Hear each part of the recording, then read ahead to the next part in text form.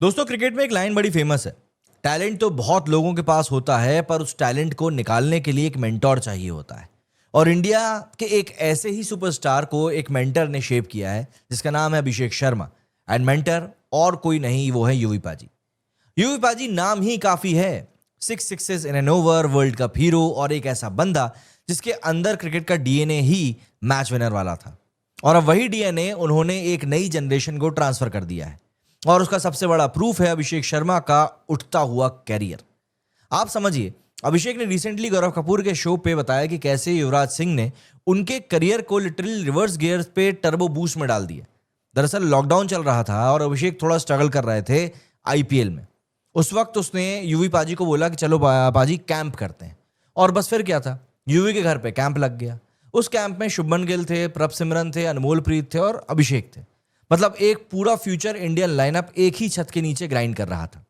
और यहां पर एक लाइन ने अभिषेक की पूरी लाइफ बदल दी।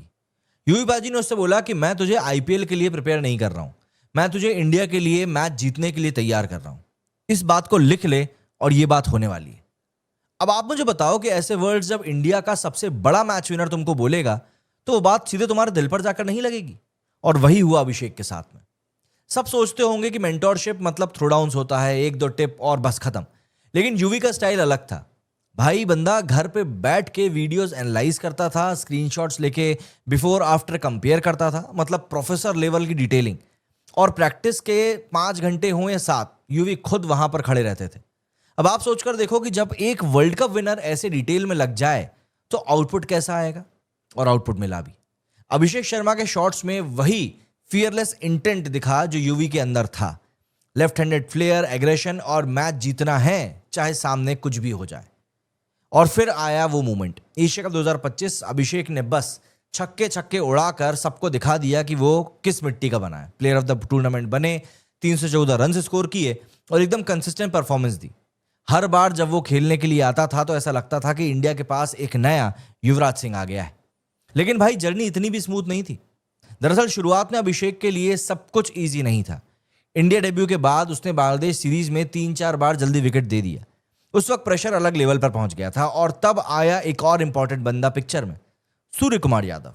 अपने टी20 का कैप्टन। स्काई ने बंदे को बोला कि भाई तू 15 बार डक मार ले, फिर भी तू 16 मैच खेलेगा, तू मेरे लिए बहुत इंपॉर्टेंट है। अब आप सोचकर देखो कि एक यंग क्रिकेटर को जब कैप्टन खुद इतनी बैकिंग दे, तो उसके अंदर की सारी जो भी शक हैं, जो भी डाउट्स होते हैं ना, वो खत्म हो जाते हैं। और अभिषेक के साथ में भी यही हुआ। उसने बोला कि मुझे क्लियर हो गया था कि अगर नाम बनाना है तो मुझे अलग करना पड़ेगा, मुझे एग्रेसिव ही खेलना था। और वही माइंडसेट चेंज उसको एक नया प्लेयर बनाकर लेकर आया। अभिषेक खुद कहता है कि पहले वो प्रेशर में अपने नेचुरल गेम को छोड़ देता था। सोचता था कि विकेट बचा के खेलूंगा, लॉन्ग इनिंग्स बनाऊंगा। लेकिन जब उसने वो एक सोच छोड़ दी तो वो अपने नेचुरल अटैकिंग गेम के पास आ गया। और वहां से उसको रिजल्ट्स मिलना शुरू हो गए। एशिया कप में उसका एग्जाम्पल सबके सामने था। बस जाके बॉल पे मारना है और एकदम फियरलेस बैटिंग करना है। रिजल्ट, आईसीसी रैंकिंग में बंदा हाईएस्ट एवर टी20 रैंकिंग में बैठा है 931 पॉइंट्स के साथ में। डेविड मलान का भी रिकॉर्ड तोड़ दिया है। दोस्तों, ये जो मैंने पूरा आपको किस्सा बताया है ना, इस कहानी का जो एसेंस है वो सिंपल है।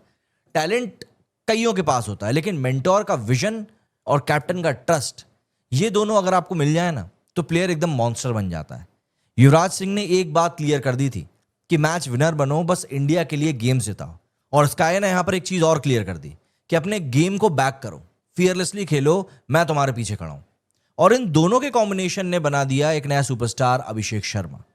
तो अगली बार जब आप उसे छक्के मारते हुए देखो तो याद रखना कि वो शॉट सिर्फ एक बाउंड्री नहीं होता है, बल्कि उसके पीछे यूवी पाजी का विजन और स्काई का ट्रस्ट भी खड़ा होता है। और वही है क्रिकेट की शायद असली ब्यूटी।